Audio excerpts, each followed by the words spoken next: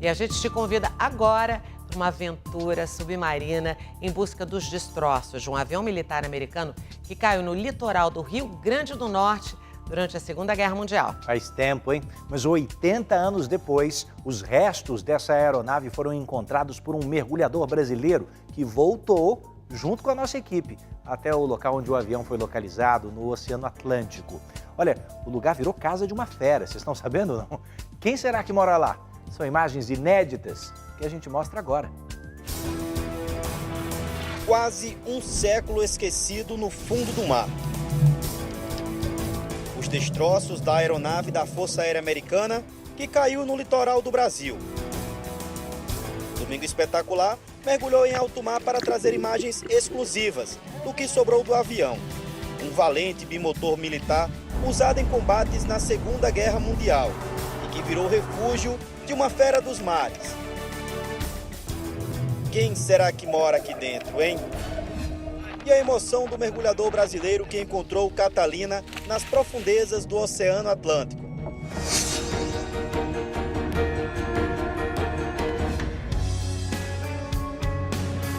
Cabo de São Roque, município de Maxaranguape, Rio Grande do Norte, o ponto mais próximo do local do acidente.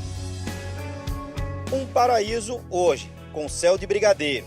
Um céu bem diferente daquele no dia 13 de junho de 1942.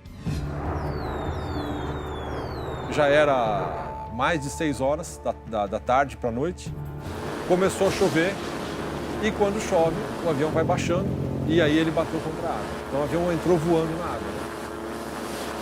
O Catalina havia decolado de Belém com 10 militares a bordo. Seria o último do esquadrão a pousar na base aérea americana que ficava em território brasileiro, mais exatamente em Parnamirim, hoje na Grande Natal, com a missão de combater os submarinos alemães no Oceano Atlântico.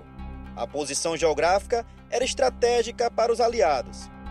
Como o Brasil tinha rompido com o eixo e os americanos já tinham um esquadrão de Catalinas aqui em Natal, na rampa, esse esquadrão era um esquadrão pequeno, né, para o tamanho do Brasil, eles mandaram um segundo esquadrão, chamado VP-83. E os aviões antigamente não tinham as facilidades, né, os apoios que existem hoje.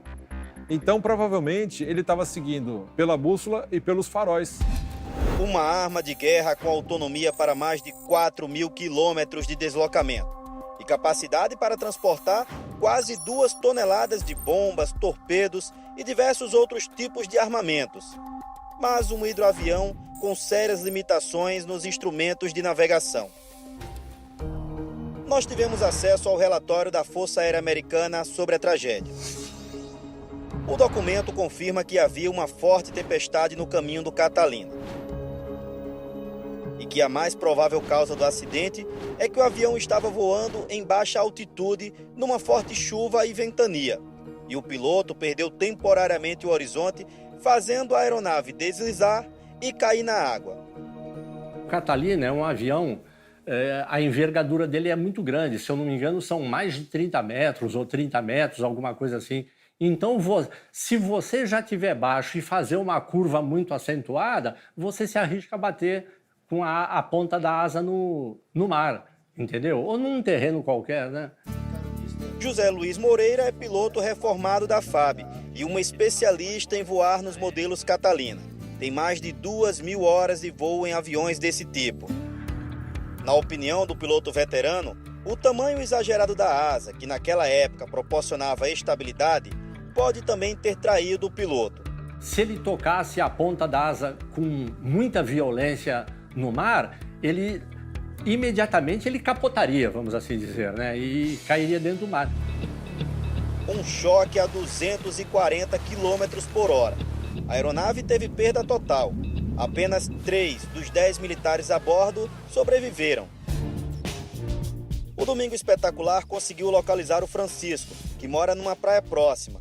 Ele é filho de um dos 5 pescadores que resgataram os americanos feridos. Ele revelou parte da história que não aparece no relatório oficial. Eles pegaram na asa do avião, como ela desabou, né? Eles pegaram e foi como saíram boiando. Os sobreviventes ficaram nessa condição por 18 horas. até serem encontrados pelo barco pesqueiro em que o pai do Francisco estava. Quando encontraram eles, aí salvaram eles. Relato da época, né? É, da época.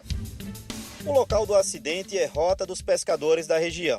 Não fosse isso, ele acha pouco provável que alguma embarcação tivesse resgatado os 3 militares. De terra firme, é impossível ter visto o bimotor caindo no mar. Não tem como não. Daqui pra lá dá faz uns 10 quilômetros.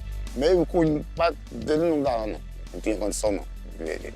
Apesar de tantos detalhes sobre o acidente, a aeronave nunca havia sido oficialmente localizada no mar. Só agora, após 80 anos, é que veio a confirmação de que o coral artificial, que há décadas se via como ponto de pesca, era, na verdade, o Catalina do Esquadrão 83. Paul Bolfes foi o mergulhador que encontrou e fez as primeiras imagens do que sobrou do avião. Foi uma surpresa, né? Tipo, eu pelo menos eu pensava que eu ia ver um charuto, ia ver as asas e tudo mais. Mas a gente viu aqui, ó, essas imagens todas aí, parecia uma treliça mesmo. Assim, parecia... De início eu falei, pô, deve ser aquelas coisas de construção, né? Aquelas gruas de construção. Mas não fazia nem sentido trazer a essa distância da costa, isso. Agora, Paul vai nos levar até o ponto onde estão os destroços. Nós chegamos no exato ponto onde o navio da Segunda Guerra Mundial afundou. E agora a gente vai equipar para fazer um mergulho. Uma profundidade de pouco mais de 10 metros. A minha estimativa é passar algo em torno de 40 minutos lá embaixo, registrando o máximo de detalhes possível dos destroços.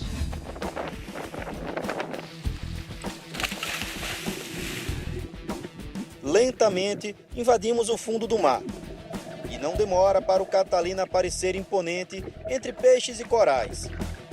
A aeronave está com a estrutura deteriorada, não só por causa do tempo. O avião caiu de nariz e o impacto na água danificou a fuselagem. Hoje resta a parte central do avião. Da enorme asa ficou apenas um pequeno pedaço e uma das portas de passagem por onde os tripulantes circulavam. Faço uma aproximação cautelosa. A corrente marítima está forte.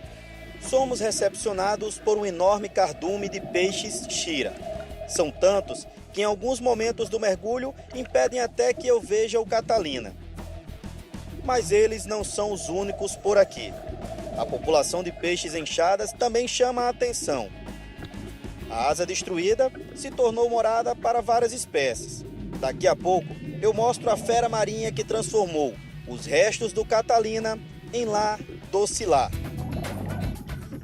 Antes, passo embaixo da porta no formato de um polígono, que ajudou o pesquisador a identificar o amontoado de ferro como sendo o Catalina do Esquadrão VP-83. Paul chama minha atenção para o casco em V, característica típica dos aviões anfíbios. Essa outra parte é a estrutura que fixava a asa na parte superior da aeronave.